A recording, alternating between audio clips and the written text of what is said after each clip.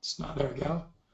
Hi everybody, Wayne Doorband and Mark Shepard, who is dealing with a warm computer again. He's here. You can see the slide up, and we've all been talking sort of behind the scenes before we get started. Welcome to you all. And this is session 16 of the forest ecology course that Mark is so graciously teaching us and working and coaching us with.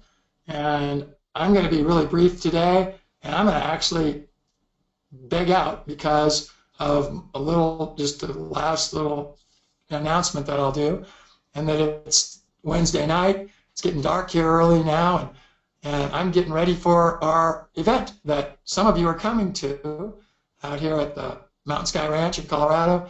And you know, a lot of things get done at the last minute, and we've had nice weather, but it's getting dark earlier. So I'm going to spend the last hour and a half of the day working with some of our crew here, just getting things a little more in shape for the weekend.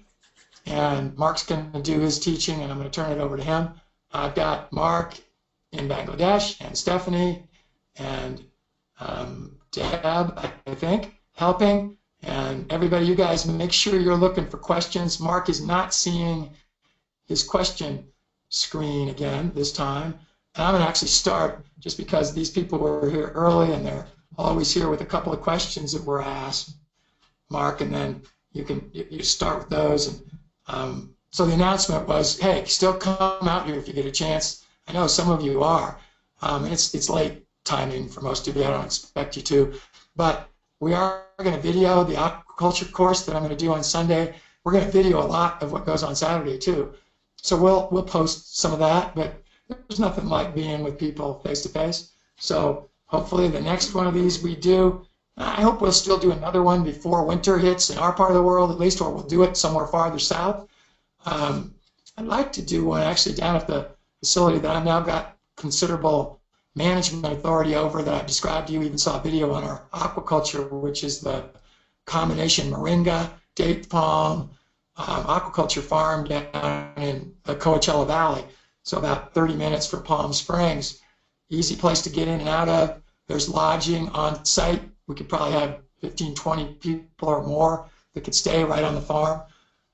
Anyway, that might be something we think about for one of our next live gathering for everybody. But Mark, let me ask a couple questions that were asked by the crowd, and just go from there. So the first one, so it was Karen saying that she liked what Elaine did, Dr. Ingham. She said, I got a chance to meet her at Permaculture Voices 2 in San Diego. Did we meet there, Karen? Because obviously Mark and I were both there. Mark was speaking. And then she also, she says, I got to meet Mark there, getting my question in early. On page 110, like you remember page 110, probably, Mark, but of your book, discuss wood that has been coppiced and burned as a biomass feedstock. Could you please define biomass feed? Sure. The term biomass is any kind of material that was living tissue at one point in time. A feedstock is something that you use to actually put into a process, and there's various different processes that you can use with biomass. You can extrude it with a screw and an impeller, much like an oil press. You can burn it. You can pyrolyze it, which is like a gasifier. So just a biomass feedstock is its simplest terms, firewood is biomass feedstock. You're using biomass to feed this combustion process, to heat your home, to heat your hot water, etc. So it's a fairly wide term that I've used. On our farm, we're using mostly for firewood. We also have a utility interconnect which allows us to send electricity back into the grid.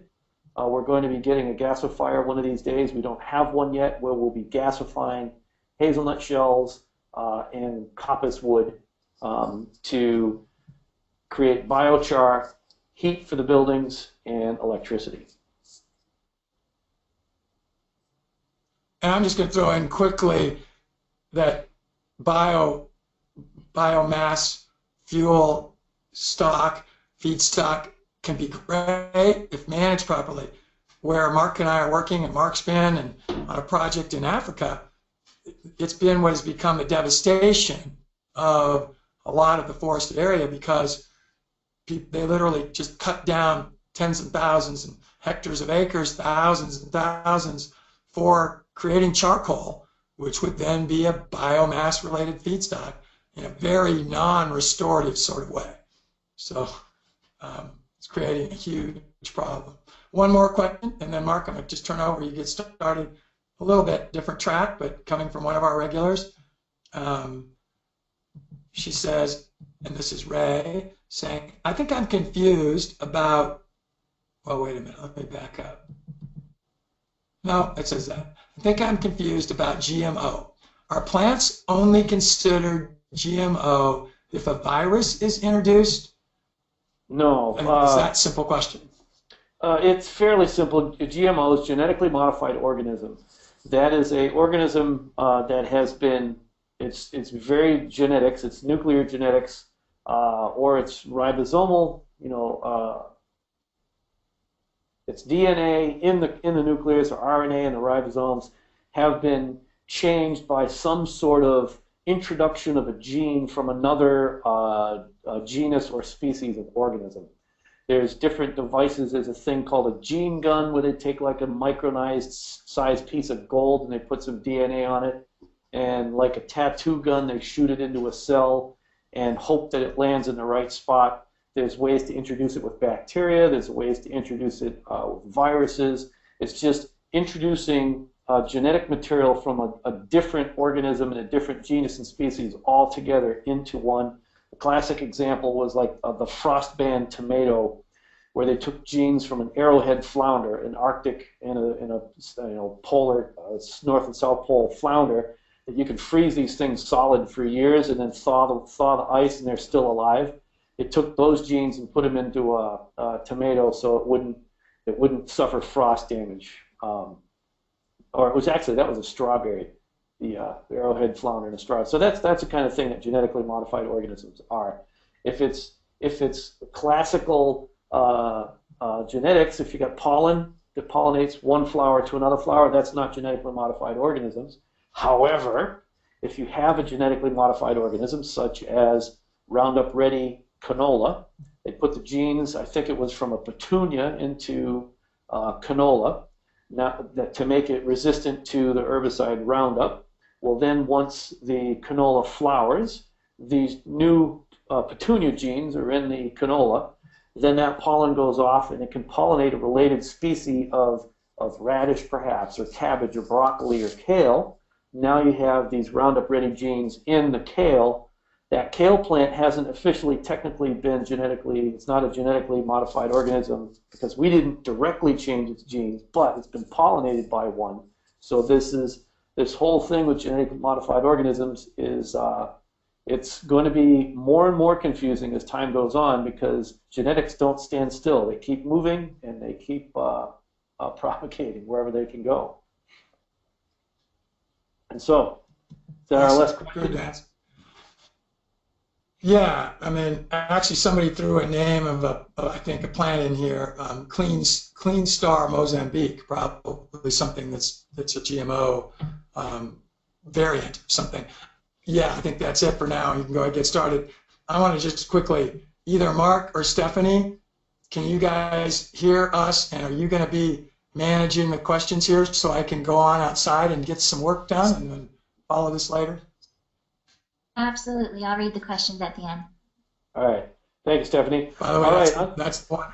That's the one. Stephanie. So Mark, get going. And thank you. I'm going to turn my webcam off. Don't worry, guys, because you're not seeing any webcams because Mark's is too hot to be able to turn on. And I'm just going to turn mine off here. So love you guys. Hopefully it's going to see some of you again.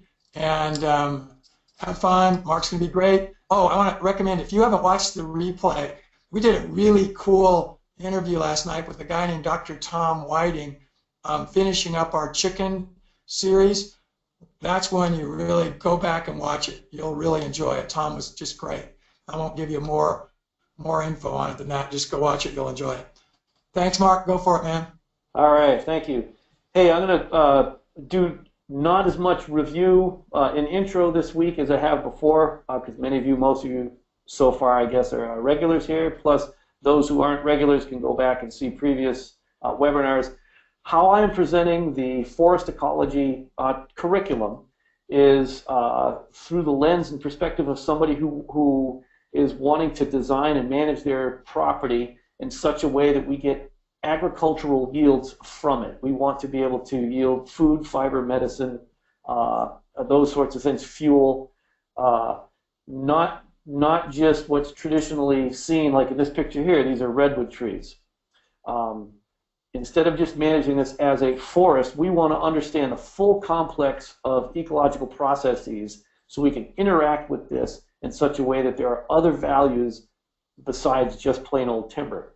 And another reason why I want to present the forest ecology curriculum and ecology in general is there's so much and too much of what's going on in permaculture and even in regenerative agriculture, sustainable, biological, all these different non-poison agricultural methodologies that's based on pure dogma. And somebody said it once upon a time, and it gets repeated over and over and over and over again. And because most people, believe it or not, you look around, most people who are teaching stuff on regenerative and permaculture type topics haven't even been living this way. Well, I have. I've been living this way for the past 30 years. I'm also a trained ecologist, and I've been interacting with the planet as ecologically as I possibly can for the past 30 years. I've been deriving my economic livelihood from the production and sales of agricultural products and forest-derived products. So I've kind of grabbed the forest on one side and the agriculture on the other side, and I kind of blend them together. To me, it's all about ecology. How do we human beings live on planet Earth? So back to the whole dogma versus fact. It's a funny topic to get into because people do get offended sometimes when we talk about it. So I'm going to pick on the same person who's deceased now, who I was at a workshop once upon a time, and they looked at a situation much like we see here, this ring of redwood trees around in a circle, and the person said, "Oh, look, this is a power vortex," and started talking about all this amazing stuff about how the energies and the forces of the universe spinning in the vortex in this particular direction, and it interacts, and all the trees come around to give their gratitude to this power vortex, and all these people were spellbound and fascinated by it. And whether or not that's true, I don't necessarily have an argument with what she described. However, but how it was described was in such a way that we could not verify whether it was true or not. It was not an observable phenomena for anybody. We just had to believe what she said. We had to take her words as the truth. Whereas this situation right here, we see the remains of a stump in the center of the circle of trees. There may or may not be a power vortex there, but neither you nor I have any technique or technology or method by which to perceive this particular vortex that may or may not be there. If it's there, and it might be, it's totally invisible to us, that we can't sense it. However, there are some things here that are now observable. They are observations. We can see in the center here that there's the remains of a stump. It's flat across. Looks perhaps like it was cut with some sort of saw instead of blown over by a windstorm, which would have a snapped, jagged stump. And since we've also studied nature itself instead of followed someone else's and dogmatically and just rigidly adhered to what they said is the truth, we also know a little bit about redwood trees, as they are a fire tolerant species, and they have buds that are hidden on the underside of their roots around the base of the stump. And so if a fire goes through the area and burns it, those roots don't get burned, the buds don't get burned, and then they sprout up afterwards, and they come up in a ring around this stump. That's an observable phenomena that you can observe in species after species after species. That's a fire-adapted species, and that's something that it's an observable phenomena. There may or may not be a vortex there, but we can observe that these are stump sprouts around this redwood stump. And another thing that kind of bothered me about it is this You know, this power vortex. Well, okay, well, whose definition of power are you using? My computer didn't advance the slide. I got it. No, I don't. Hello. There we go. So we want to, when we're doing restoration agriculture, we want to observe reality, the actual real phenomena of the rocks and the trees and the dirt and the water and the wind and the bugs and the animals. We want to actually observe that and not try to understand reality through our concepts. So this concept of this power vortex was how this person was relating with reality instead of actual observable reality. Can you guys see the difference there? I'm not saying that she's wrong. I'm just saying that that's not an observation, that is a concept, and it does not help us to actually interact with reality. So much of what's being taught in permaculture and a lot of restoration, stuff is purely conceptual. And it's being taught by people with no experience actually living this way. So back to the definition of power. Look at all the definitions of power. Well, what kind of power vortex? Is it, physical might? Is it possession of control with influence over others? Is it the ability to act or produce an effect? Well, how do I observe a power? Well, if I observe a power, how do I observe a vortex? This is not a observable phenomena. This is an idea that someone had. It may be a reality, but they didn't explain to me how I can see that or observe that. We're talking a lot about disturbances, different kinds of adaptations that plants, trees have. Two different kinds of disturbances. The ones that we've spent the most amount of time on are the ones that are the most common: wind and fire. Last week or the week before, I showed some examples of trees that have the ground line, which is the place where the seed actually got sprouted. And the ground line was above the current ground level. And trees do not grow from the bottom up, meaning they don't have the seed that hits the ground and they push themselves up from the bottom. Trees grow from the tips. They add another cell on top of themselves all the time. So where that seed is sprouted is where that ground line is, where the tissues that are root tissues and the tissues that are trunk tissues are separated. Sometimes when you see a ground line that's above ground, that means that the ground has settled, has eroded. It does not mean that the tree has grown up out of the soil. Sometimes when you see a ground line like this, we have a little tree that's sprouted on the stump of another tree. And it's quite common. And sometimes what happens is that stump will eventually rot, decay, and go away.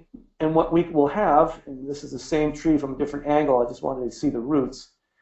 As this stump decays and goes away, pretty soon we'll have this tree standing on these roots up in the middle of the air. And so someone who's going to look at that conceptually might say, oh, here's a tree that's, becoming an ent and whatever it is and walking across the planet. It's like, well, no, this is a tree that sprouted in a stump.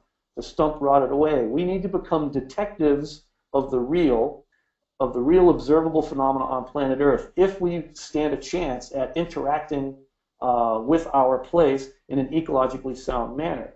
And in case you guys have been living under a rock lately, it's time that humanity wakes up and starts living in an ecological manner. It's time to stop destroying the resource bases upon which we depend and start interacting with them in a way that helps them to optimize their function and their growth, which will obviously help us. It's the Earth care part of it. Without us taking care of the planet Earth, it won't take care of us. And without us taking care of people, people won't take care of planet Earth. And if we're going to be doing permaculture, permanent agriculture, agriculture means growing food. Growing food means growing enough for us and growing a surplus that we can then share and exchange. And some of that surplus gets reinvested back into our own projects. So we increase the natural capital and the natural wealth and the productivity of our site. And hence, if you're trying to do any kind of sustainable agriculture and you don't want to pay attention to ecology or ecological processes, you lose, because everything, all plants and animals obey and fall within the realm of ecological processes on planet Earth. They just do. And if you don't believe it, it's too bad. They still do. Currently, right now, I'm in a fascinating place with some clients. I'm in eastern Pennsylvania. This is the original building on the property. It was built, the building started here in 1760 by free colonists. They weren't English, well, they weren't like indentured English, and they weren't royalty. These were just like regular commoners that came and started a homestead. And they would build a cabin right over here. And then this was a spring house, and they made a developed little spring, and the water came out through here, and in this little tunnel was where they would store things that needed refrigeration. They came out to this land, and think about early colonists. They had to survive. Let's take a permaculturist, any permaculturist, and let's drop them off somewhere in the middle of the USA and say, okay, survive. Will they be able to do it? Well, these people did. Some of what they did is they interacted with their environment according to their concepts, and they, of course, believed that they had to, cut everything down and clear it off and grow grains and legumes and stuff like that. That has some negative consequences long term. But what they did, a lot of really very wise and prudent things. This little tree right here, we can learn a little bit about this. This is a tulip poplar. This is the biggest doggone tulip poplar I've ever seen. If we know anything about tulip poplars, a little bit about tulip poplars, we know that they're like a mid-succession to a late succession tree that's somewhat shade tolerant. They like lots of water. They can tolerate temperatures down to 20 or 30 below. They can't quite go to 40 or 50 below. So we know from looking at this tree right here, for at least for these many years, on this huge gigantic tree, it's probably had 30 to 60 inches of rain a year, and it probably hasn't gone below 20 below zero very often at all. It'll tolerate very hot temperatures, probably no hotter than 100, 115 degrees. So we know a lot about the weather and the climate just by looking at one tree right here. These people were smart. They're sustainable. They built with stone. Wow, they had a resource on site called stone. They removed the stone from their fields, and they built a modest little cottage, and then they built a developed spring house. Eventually they tied the two together, put a roof over it, and then they went and they built their other house. And what I find fascinating about this, most people, oh, this is the tree. Now if you think about my arm as 3 feet long and my body 2 feet long, this tree is at least 6 feet across at my shoulder height. It's an amazingly huge tree. How old is that? I don't know. It probably no younger than 1760, so 1819, almost 300-year-old tree. That's a sustainable plant. Now here's the house now. Most people go, oh my gosh, this is an amazing rich person's estate. But this property started by people who were scratching holes in the dirt. They lived in a dugout. They made a tiny little 8 by 10. This little house right here. This isn't even 6 feet tall. Tiny little house, very modest. They probably packed 1,000 people in there. I don't know, 5 or 6 kids. Then what they did is the first building they built after that was their barn. That was the most important. Then this house had been added on to, from what we can tell, because of different date stones that they have in here, it was added on to at least, let me get to it, I'll see because I can count. It was 1, 2, 3, 4, 5 or 6 different times over the next 100 years, because you can tell by all the different building techniques that they use. Now think about the wisdom of that. Let's build something so that as our family grows, as our extended family grows, as our needs for processing or gathering materials together. Remember, this was heated all by wood. So the chimney, if we go back, we see this chimney right here is located right in the center of this big, it's 80 feet across, right across here. And this chimney is the center of the whole entire house. Open on this side for fireplace, that side for fireplace. Down, there is a cellar down here, root cellar over here, and in this cellar part here, it's a walk-in fireplace where you can hang your meats to smoke. Fireplace is upstairs. This is the central heat inside this building. A brilliant design, and it was built maybe almost over the course of 100 years. How many of people who are building today says, yeah, I'm going to build my house, I'm going to start small, and I'm going to build this house over the next 100 years, and we're going to build it in such a way that it's still going to be here 300 years from now. This house is designed to run without fossil fuels. It's designed to run without electricity. And it's lasted 300 years. That's brilliant, absolutely brilliant. This is some of the fields that we're working with. We're going to be converting this into a restoration ag type system. We're going to manage the water, then we're going to mimic the natural plant communities that are here. And we're also going to interact with the plant communities, the more wild or natural areas that are there. And the landowners already have. They've been through several of my different trainings. And part of what we've done here, this is jumping ahead a little bit, but I want to present ecology to you guys in such a way that we manage our land in such a way that we're not doing harm to it, that we're actually doing a benefit to ourselves, wildlife, and we're going to be producing a surplus of food, fuel, medicine, fiber, taking carbon out of the atmosphere, purifying water, all that baloney. So what they did here is this was all seriously overgrown, actually undergrown brush. There was taller trees all around that had been undergrown with shade-tolerant shrubs. So they began by the process of going around the edges and just clearing out the edges. So now what they have in here is they have more sunlight can be penetrate down through here. Grasses grow. They've top-seeded with certain pasture grasses. Just by doing this little perimeter around the farm, they gained about an additional 5 acres of grazing land. Well, in this place, land doesn't sell for $3,000 an acre or $5,000 an acre or $10,000 an acre. Land in this part of the country, only a couple hours from Washington, D.C., sells for approximately, yes, hold your breath, $50,000 an acre. So by clearing out a little brush, they now have an additional, what's 50 times 5? That's $250,000 worth of functional grazing land here. Whereas over here, zero value at all for grazing purposes.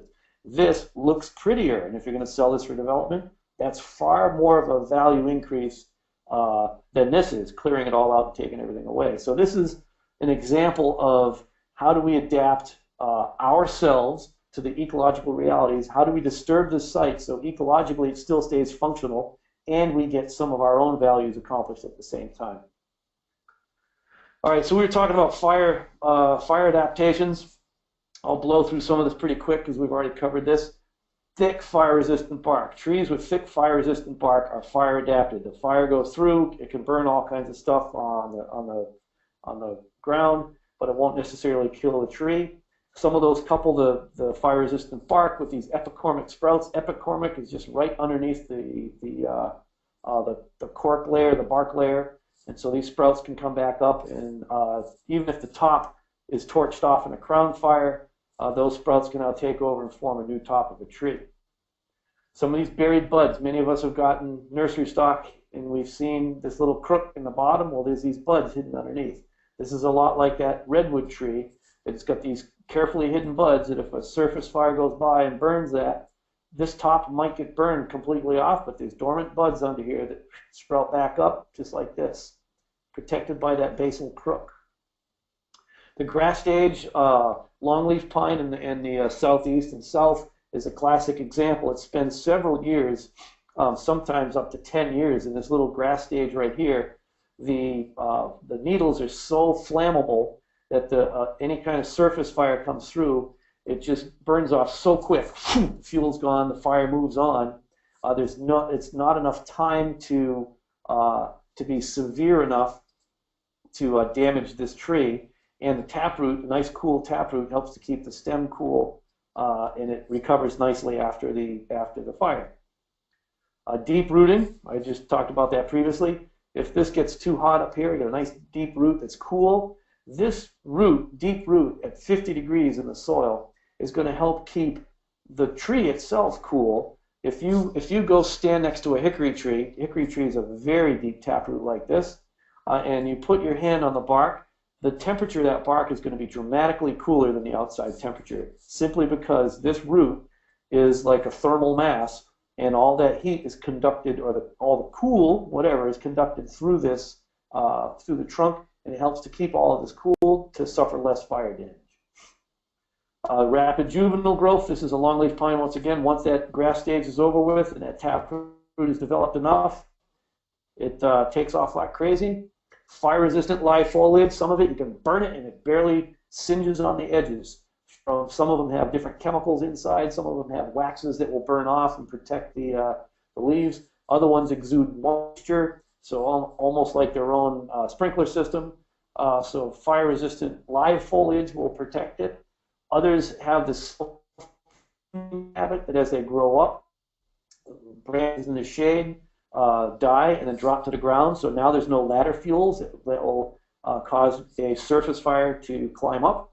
Others have rapid foliage decomposition so that these leaves fall on the ground and don't provide a fuel source also for any fires coming through here. The grasses come through, and then any kind of surface fire will peter out as it hits this almost bare soil underneath. Some of the rapid recovery strategies, they have rhizomes under the soil, root collar sprouts, crown sprouts, burls, dormant buds, root suckers. All these are strategies to recover after a fire. Of course, after like a blowdown with wind, they'll also sprout back that way.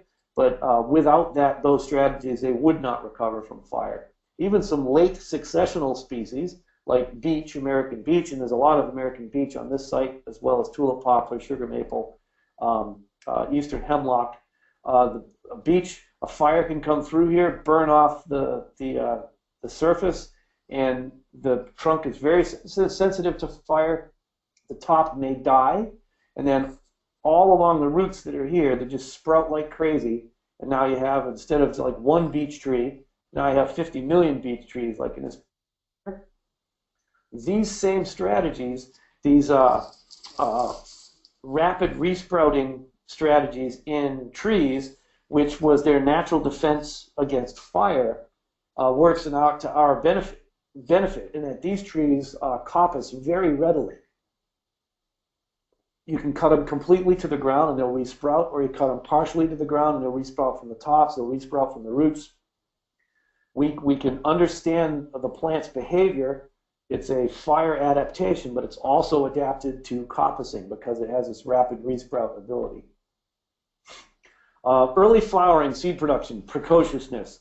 This is a 3-year-old chestnut tree that's beginning to bear. Precocity in the trees is primarily genetic. So chestnut, for example, we can concentrate precocity in it. The precocity is one of the fire adaptation strategies. We can now concentrate this, and guess what? That works to our benefit. By understanding some of these survival strategies, we now know that coppicing can be a tool, and that's somewhat that's working with its fire adaptation strategy. We know early reproduction is another fire adaptation strategy. Seeds from trees really fast is to our benefit. We can be getting food from trees. It's a myth that, oh, trees take forever before they start producing seed. It's not useful as an agricultural crop. Well, my foot, we're getting seed off of chestnuts. I got 2 family lines of chestnut trees at my place that, say 60 or 70% of their offspring will come right up out of the nut and have a flower that very first year with a seed. So precociousness is a fire adaptation that we can use to our benefit. Light windborne seeds, the classics, are like birch and maples and elms, and most of the pines have little tiny seeds like this. And serotinous cones. Jack pine is probably the most common all across the USA. Pitch pine in the east and down the eastern seaboard. Pond pine across the mid-Atlantic up through Table Mountain pine in the Kentucky Plateau, Tennessee area. We've got lodgepole pine, and there's quite a few species of pine in California. I'm not as familiar with California plants as I am other parts of the country. Some of these cones, like jack pine, for example, it can tolerate almost 1,000-degree heat for a minute, and all it does is it melts the glue, melts the pitch. It opens, the seeds open up, and then the heat triggers the seed to say, hey, wake up, start growing. That seems to me like a pretty amazing trait to have developed. And this is the pond pine. It's the classic one. This can take the highest heat of any of the serotinous cones, and that's what causes that seed to germinate. It has that particular stratification technique. That's what will cause that seed to germinate. Isn't it fascinating that this tree, one fire adaptation strategy is to not sprout unless you're burned. Another one is to sprout no matter what, regardless. Chestnut is a classic. White oak, bur oak are both, all of those are trees that will drop their seed right to the ground and sprout. You want to be able to If the fire goes through and kills the tree top in the fall, that seed drops to the ground, puts a root down immediately, and there it is. It's gotten some nice exposed mineral soil, a lot of quick release nutrients from the fire, and it's going to dominate that site, colonize the site. Both oak and chestnut also have extremely rapid juvenile growth, so they can grow faster than anybody else, especially when you got no competition that's been erased by fire, and the quick flush of mineral nutrients from the burn. And then once you've grown fast, you start to develop a thick, corky bark on the base, and if another fire comes through, you just might make it and never be burned again to cast more seed. Some other trees, their strategy is to go ahead and promote fire, and like white birch, paper birch, river birch, a lot of the firs from concolor fir, silver fir, Fraser fir in the west and Rocky Mountains to balsam fir in the east and the north.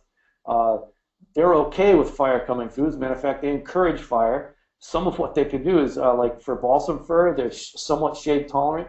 They'll grow underneath an overstory, and they can cause a crown fire. Let's say they're underneath white pine that's got this big, thick bark, and it's now impervious to fire. Well, if fire doesn't go through for a few years, your balsam fir get established underneath. Then the balsam firs torch out, this foliage lights on fire, catches the crowns of the white pine on fire, wipes out the overstory white pine. The balsam fir has very light seed that scatters and blows all over the place. Now that the balsam fir can colonize and dominate the site for a while. White birch has super light seed that will also blow around in the wind after a fire, and it sprouts back from the stump. So they have multiple different fire strategies, and one of the ways to go ahead and survive through it is to light on fire real quick and burn everybody else out of your way, and then you can propagate faster. So the retention of foliage near the ground, this is a white spruce, for example. This tree itself, white spruce, and also with the firs, for example, they're very they're flammable. They burn right out, but they have those super light seeds. They want that bare mineral soil exposed by a fire in order for them to grow. So you combine this, torch out fast, burn off the overstory, get your seeds out there, and survive to the next round. Retention of the dead lower branches. These are also white spruce. So when white spruce is in the full sun, it's got living foliage, it's highly flammable, kapoof, you can torch out the overstory. In this case, now it's gotten shadier, the white spruce, all the green is up on top. Now you still have all these ladder fuels that if a ground fire comes through here, it's going to torch right out. Forest fire fighters, you know about these different characteristics of trees, and you use fire lines to steer the fire where you want it to go. And you don't necessarily want to steer it toward fir or spruce because it's going to torch out, and the fire will then reach all the way up to the crown. Some of the things that are fire adaptation strategies, short stature, everything from gamble oak, blackjack oak, some of the bristlecone pines, look at the bark on that as well.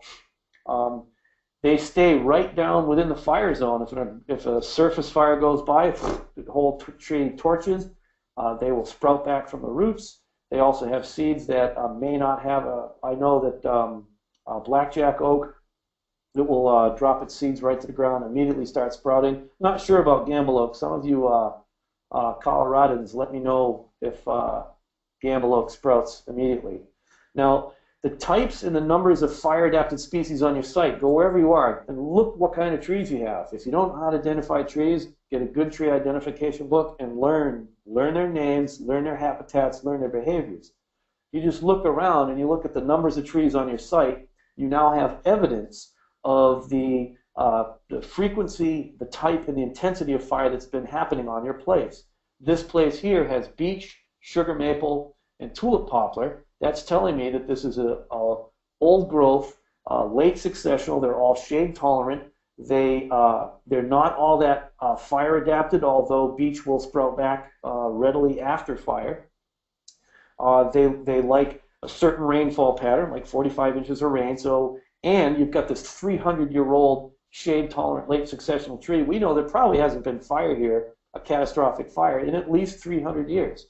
Well, and more than that, because we had to go through early succession, we had to go through grassland, We had to go through shrubland, through the sun-loving phase like oaks and hickories and ash, and then eventually into our sugar maple beech, tulip poplar, hemlock. So it was probably another 300 years before. That's probably 600 years before any real catastrophic fire went through here, just by looking at the types of trees around. Whereas if you live in a jack pine thicket that's about 10 foot tall, you know that that's had regular fire, probably for close to forever. And what that means is probably you will have a fire, probably real soon, probably within 50 years. So by understanding the types of trees that are on your site, you can learn the weather, the climate, the fire regime, and then that will teach you, if you're actually looking at the observable phenomena, this is the evidence that will tell you how to interact with your site. And if you don't interact with your site in a compatible manner, you'll destroy your resource base, you'll have less health and nutrition, et cetera, et cetera. And the whole world falls apart and we start over. Yeah, that's the ticket. All right, different types of fire. There's ground fires, surface fires, and crown fires. Ground fires are fires that are actually in the ground. Upper left here, this is a ground fire up in Alaska. A lot of the places that have a higher organic matter accumulation than decomposition, which happens in many cold climates where mosses and lichens and tundra type stuff grows, but it's so cool that you don't get a lot of decomposition going on. The peat just builds up and builds up and builds up, and this peat can catch on fire and just smolder. It's under the ground. A lot of other places, such as in the southeast, very heavy rainfalls, 100 plus inches of rain a year, but because of the soil chemistry and the chemistry created by the plants and trees, there are hydrophobic layers within the soil that don't allow the water to soak down into the soil, and it kind of puddles on top, and then all this organic matter accumulates on top, and so you have peat, wet peat, temperate zone areas which can light on fire. Even in the tropics, there are peat lands, deep, deep, deep layers of peat that it's under the ground and it smolders and go forever. Surface fires are fires that are burning the material on the surface, grasses, twigs, leaves, small brush. And a crown fire is a fire that's gone up into the tops of the trees. These are the most feared by people, and they're the least able to control because they start creating their own updrafts and their own wind currents, and sometimes they create their own weather, and they can hop and jump around all over the place, and they can burn through full-size trees sometimes in the snap of their fingers. It's amazing how fast crown fires can go. You guys have seen a lot of crown fire stuff on the news lately. What we see here is we see an area. This is in Minnesota. I took this summer. This is 1 year after a fire. How do I know it's 1 year after a fire? I know it's 1 year after a fire because this tree was green last year. The fire went through and the green needles died, but they haven't fallen off. So in this summer here, 2016, these needles are in the process of falling off. Probably next season the snow will knock it all off. What had happened is the surface fire came through fairly quickly. It didn't consume a lot of these sticks. Some of these sticks may have fallen over, of course. You see some evidence of burning here. But this kind of stuff didn't burn, and it moved through, and it killed these trees. This is a balsam fir. Balsam fir is very tender bark, and it has blisters full of pitch that will catch on fire. But it didn't have enough. The ground fire either went through fast enough or it wasn't hot enough, so it didn't climb up here and start burning out the crowns of these trees. So a surface fire had gone through here, and it didn't turn into a crown fire. This tree probably died because of the heat down here. Probably not because it torched out, because there's still branches on it. We need to be detectives looking at how this operates. Different kinds of crown fires, how they happen. Many of them are just these hopping crown fires. You'll get one tree, poof, torches out. Then it can hop to another one. There are other crown fires that are dependent. This fire will not, this will only sustain itself if it has a surface fire underneath it. And there's other kinds of crown fires that they don't need a ground fire to keep them going. That once they get up into the ground doesn't burn anymore, and it's just the crowns that burn across it. And man, oh man, don't get me in the way of that fire right there. So a couple of things with fire. The intensity of a fire is how high the flames are, or the amount of heat energy generated by it. So the severity is the effect on the soil and the vegetation. And here's where we kind of mix with these. You can have a high intensity fire, super amazing amount of heat generated, but it's not very severe. And the case, an example right here is you can have a super intense fire, crown fire, but it's independent from the ground. And so, yeah, these trees die, but there's not a lot of effect on the surface vegetation. It could still be alive underneath and it grows just fine. So this would be intense but not severe. Or you can have a low intensity fire that's just a gentle little surface fire or a ground fire, but it sits there and it smolders and it smolders and it smolders and it smolders, and it has a tremendous effect on the soil and the vegetation. So the intensity and the severity of the fires are part of our whole fire regime. Now what we want to do as restoration agriculturists, we're going to be working with trees. Whether we're in the middle of a grassland and have very few trees, or we're moving into forest land and have a lot of trees, how do we mimic the beneficial effects of fire, or any disturbance for that matter, while minimizing the negative effects? And that's what it's all about, is how do we imitate natural processes to accomplish our objectives and to not interfere with the health and vitality of that natural ecosystem. As a matter of fact, we can actually help it to be more biologically productive of food, fuels, medicines, fibers, wildlife, water, etc. So back to this fire previously, we of course know that ground and surface fires typically affect only the understory in fire susceptible trees. We look at this picture here. This land has been managed.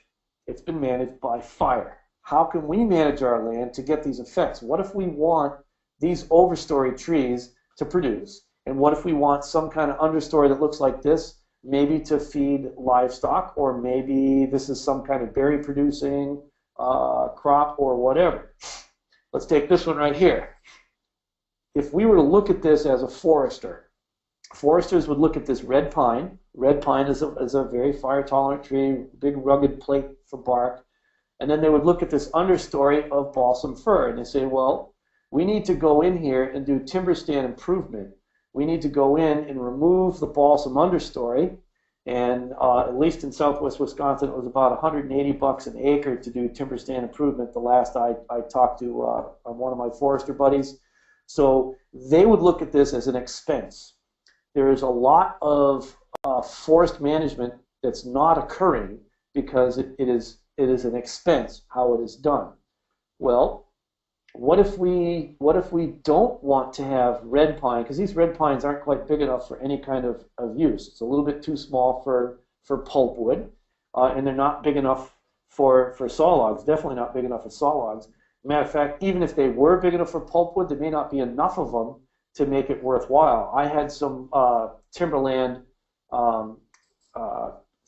thinned. It was an overstory removal. This is the overstory.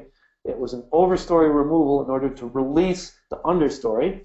It was different species in this, and we got $14 per truckload.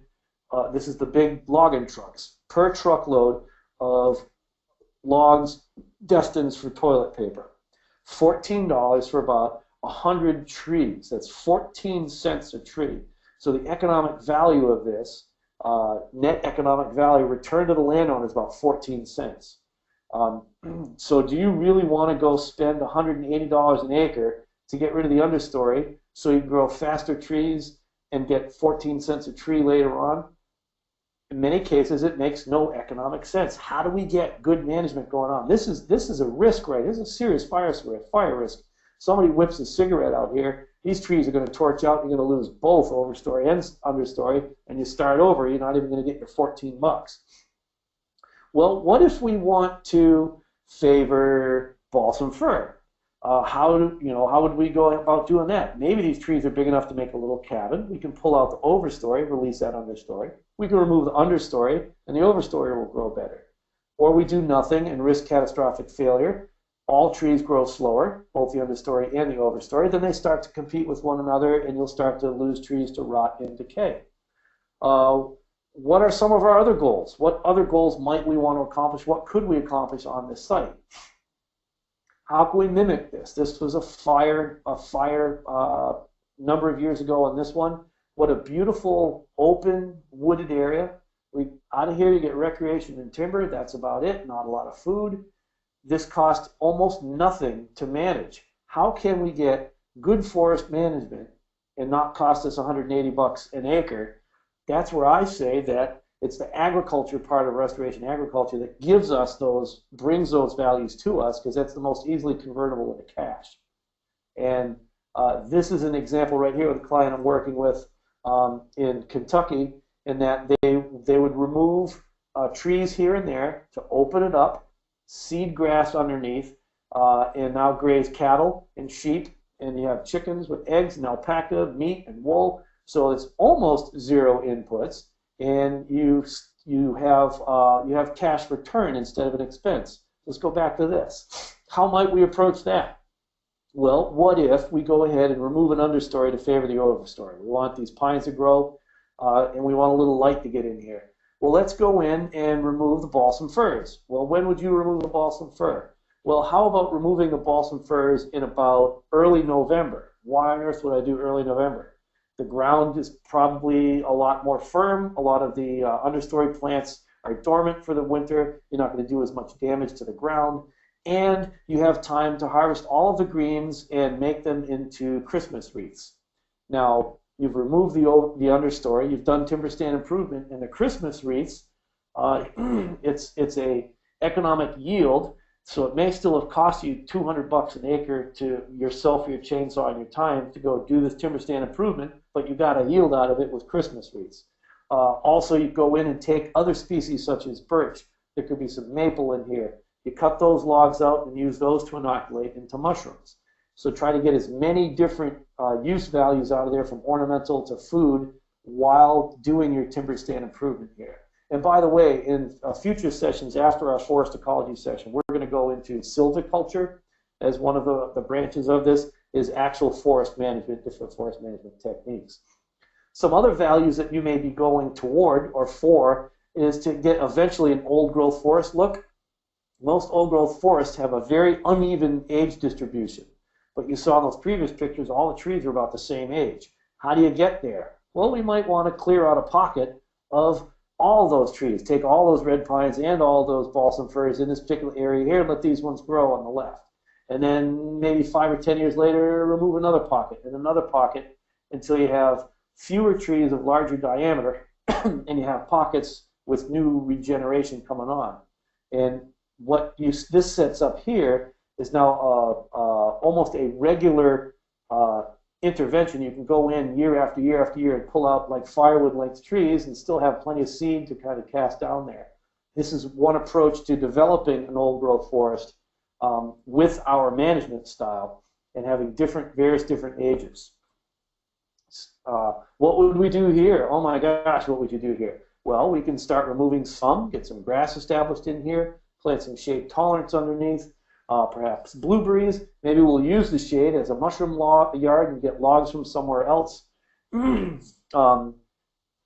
Various different strategies. Let's think of ways to extract a yield besides just timber, because as a timber stand, this is nothing but expense. But as an opportunity for ornamental, for craft material, and for agricultural products, just open this up, scratch up the ground. Actually, how about harvesting the needles for pine needle mulch? Those in the south and the east, pine needle mulch is actually used instead of like bark mulch in most other places around the country. Or we can go in with a doodad like this, a land clearer, hydro axe, various different names for it. And you just drive it around and you grind up the understory. This is actually, yes, an expense. However, or we can use fire. Use the flame weeders. I like this this red dragon here because what it does is it'll flame the area, torch it, and there's a roller in the back that snuffs it out. Whereas this one here, if you're doing it the wrong time of year, things are too dry and too windy, you can cause as many problems with that as any irresponsible jerk can. This is actually set up as a coppice woodland, where this is constantly being coppiced throughout the years. These are hazelnuts over here, removing material for making charcoal, for firewood, for inoculating, mushroom logs. And what they've left behind, they've gone in and removed the undesirable stuff and left the ones that have some. We've got hazelnut. This looks like an apple. Or we've got various different nut-producing trees. Here at the site that I'm at right now, they have a lot of hickories. They have a lot of beech nut. And if we're going to be opening up, letting more grass in, let's leave the trees that have more nuts on them. First, it can be human food for sale, and secondly, it can be animal feed in the form of pig feed. So let's use our agriculture to get yields out of our natural systems, and let's manage them such that they actually have better photosynthetic productivity. I got right here a little video. I don't know if you guys will be able to hear the sound on it. This was a cornfield 20 years before this picture was taken. Chestnut was planted in double rows 20 feet apart. The idea is that this is eventually going to be a chestnut forest long term. Short term, obviously, it was a field with trees in it. And then we grazed through it through a period of time, and we mowed it every once in a while. Well, trees that we didn't want came up, mostly black locust and white ash and some staghorn sumac. So what we did is first thing is graze through it. There wasn't a lot for them to eat, so they went through really quick. Then I went through the chainsaw and I dropped the trees that we didn't want, trimmed up the trees that we do want, and then I came through with a flail chopper. It's a Bertie orchard mower, and I use the forks on the front end to lift it up and to mash down the sticks as I drive over it, and then just grind them up. And let's see if I'll run this, and if you guys got some sound. Ow, that's loud.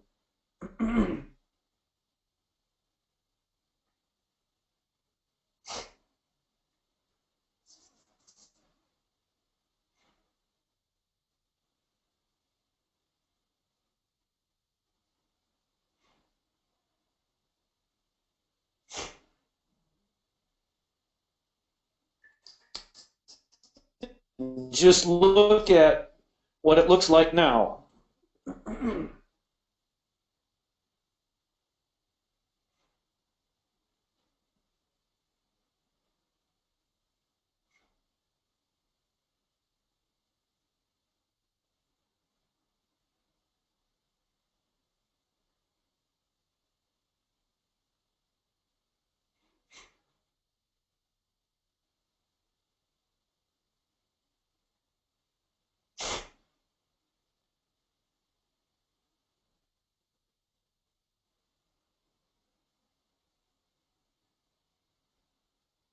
All right, and this is what it looked like 2 months after that video.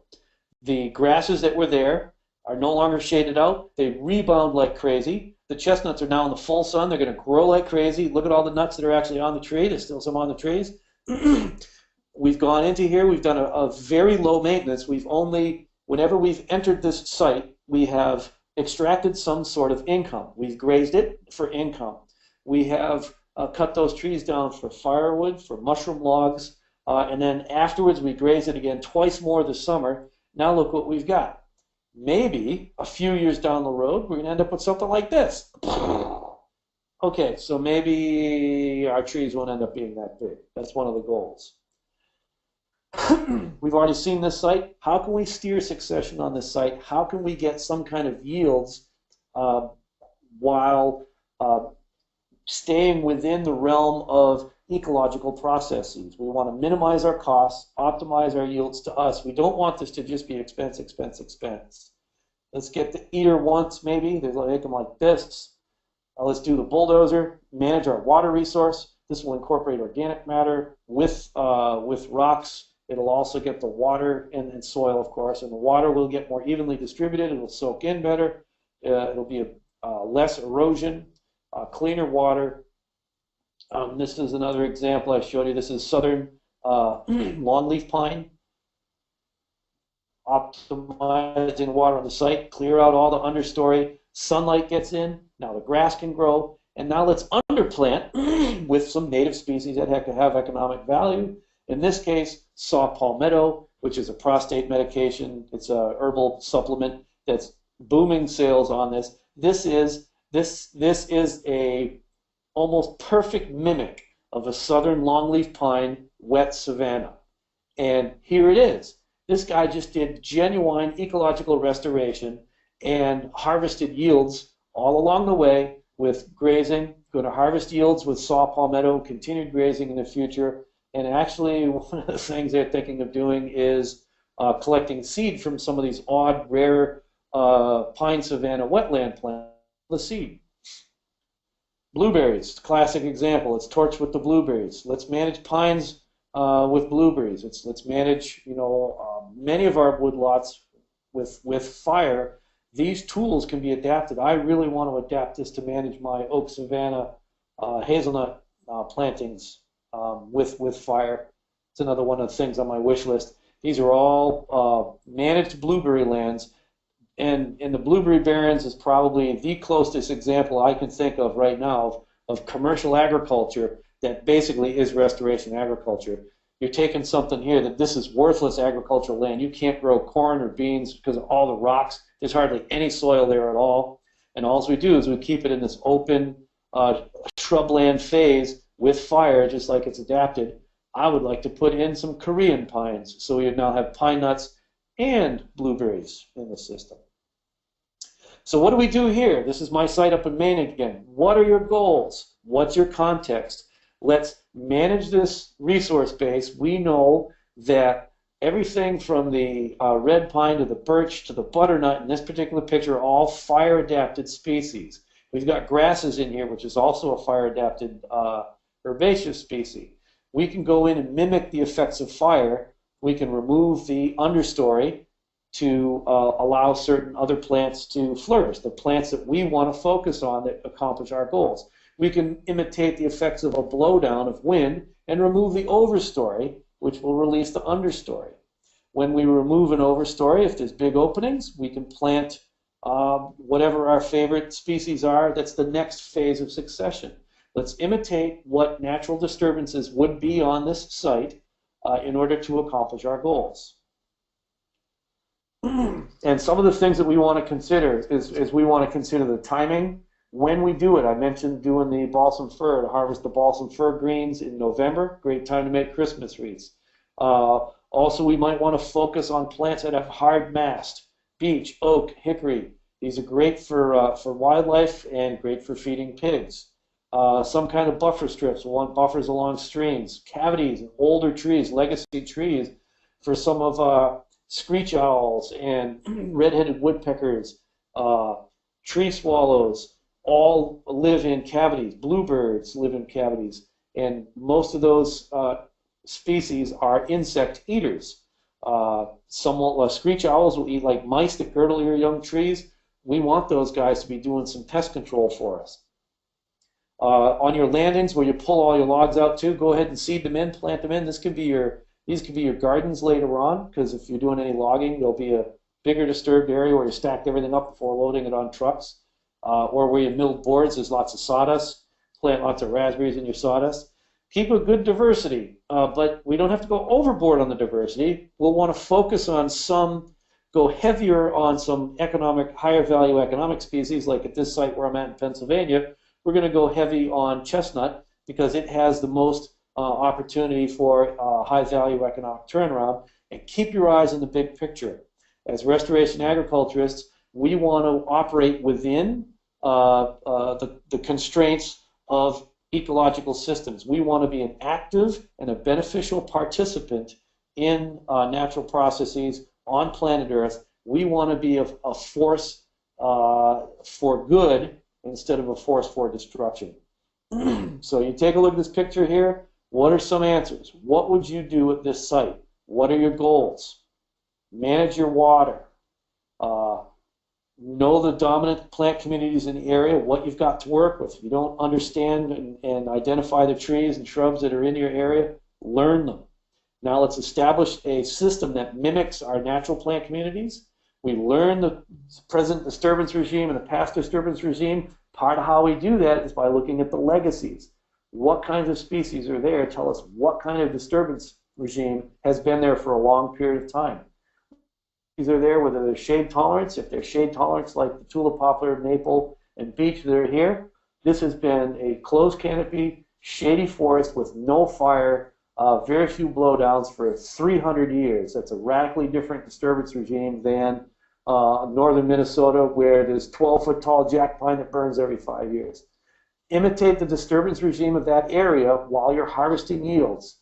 Use your animals and use crops as the economic management tools in your system. That's it for the evening.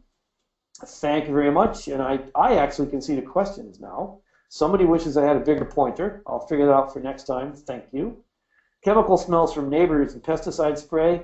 I was thinking cold hardy bamboo, northwestern PA. If you're gonna be in northwestern PA and you're gonna plant cold hardy bamboo, I'd like to ask you a question first. Where is a cold hardy bamboo a native to? The answer is like Southeast Asia, China, northern China, Manchuria. It is not a native here. And also would like to ask you to drive Interstate 95 down the Atlantic coast, and you see what cold hardy bamboo does. Cold hardy bamboo is not native to this area. It doesn't really have any native pests. It doesn't have any diseases that really affect it. And it takes over like crazy because our continent hasn't quite equalized with it yet. Or we can go block that using something really fast growing that's native to our area, that's adapted to this system, won't cause any problems with the neighbors. We can use eastern cottonwood. We can use various different poplars. We can use willows, super fast growing willows, all kinds of different kinds of willows that we can use. Then use those in combination. Those are the fast growing. Your willows will be fast with dense foliage. Cottonwoods and hybrid poplars will be taller, also fast growing. And then in the middle, you could go plant eastern hemlock, which will be slower growing, shade tolerant as your willows and your poplars start to fade out, in 20 to 50 years. Then your hemlocks will be in there. Those will be a good windbreaks there. And those are also, that's what this is. See on the left-hand side of our farm, this is actually, this is mostly hybrid poplar and willow with black walnut planted in there because the black walnut is a longer-term, high-value timber crop, and we graze in here. So here's your laundry smells and GMOs. Now we put in this buffer. We have fast return hybrid poplar. This building was built, all the framing in this building was built from the hybrid poplar that we planted and we harvested on site that was acting as our windbreak. So our windbreak built this building. Our windbreak also sheltered the area where animals graze, and walnut is a long-term crop. So we're getting annual yields from grazing cattle and hogs. We get short-term yields, 10 years for the hybrid poplar for building materials. And then the longer term yields are black walnuts, and one of the yields that I'm getting right now are squirrels. So how does that work? Now you need a wind blade. Now the area I need to wind block is nearly completely shaded by 60-foot tall maples. Very nice straight poles. There you go for if you got 60-foot tall maples, what comes up underneath that in nature would be your eastern hemlocks. Your maple coppices well, red oak will coppice well, hickory does not coppice well, white oak does not coppice well. So if you wanted to get started, put a lot of eastern hemlock in there. You can get Musser Forest Nursery in Pennsylvania, I believe, has lots of eastern hemlock, fairly inexpensive. And one person, this has come up a couple of times, some person says that they have the idea that I don't necessarily like black locust on the farm. If you are planning to plant black locust, you go ahead and do that. Black locust is an incredibly valuable wood. It's super hard, super rot resistant. It's nitrogen fixing. It has thorns that will puncture thousands of dollars worth of tires. And if you have enough moisture around, say half a meter to a meter worth of moisture a year, that stuff is going to grow so fast. It grows from root suckers, stump sprouts, oodles and oodles of seeds. It makes fabulous honey. It's an incredibly valuable tree. It does not behave the way I want a tree to behave on my site. And there are plenty of other options that I have for rot-resistant wood, fast-growing wood, hardwood, and nitrogen fixation. I don't need to have something that's going to, actually right in here, see all this thicket on this picture? All this right over here is a massive clump of black locust that I didn't plant. It came in from outside. This whole thicket right here is a thicket of black locust. It's actually taking away from some of my more valuable crops. There's also right over here, this clump, that's all black locust, and it's behind my control panel. All this right here is black locust. This is in my asparagus patch. This black locust is taking over my asparagus. That's not helpful for me. I have to cash flow, and my asparagus is part of it. So I love black locust, but not where I don't want it. And so it's got to go when it's in my way. So if you plant black locust, you planted black locust. Let's see. And I actually am at a client's doing a consultation, and so I'll do a couple more of these questions. Here's the I'll skip over Lisa Geary's question for a second. How did I handle starting with no money and planting such an incredible diversity of trees? It was funded with annual produce for one, and then also by buying wholesale and not retail. You try to buy apple trees, for example, you have $15 for an apple tree out of a retail catalog, or you go to the wholesaler, you can get them for like $5 a piece, but you have to buy 1,000 of them. Well, okay, so buy 1,000 of them, plant 500 and sell the other 500. Get your nursery licenses to sell another 500. We actually will be having some more educational seminars and opportunities. We are setting up nurseries in collaboration with people like you, Sam, and want to work with you doing tree breeding nurseries and sales nurseries, so we all can do this and have our trees planted. All of the trees that you see on this farm were either planted free of charge or at a profit. And then one question, which was, I'll take this as the last question.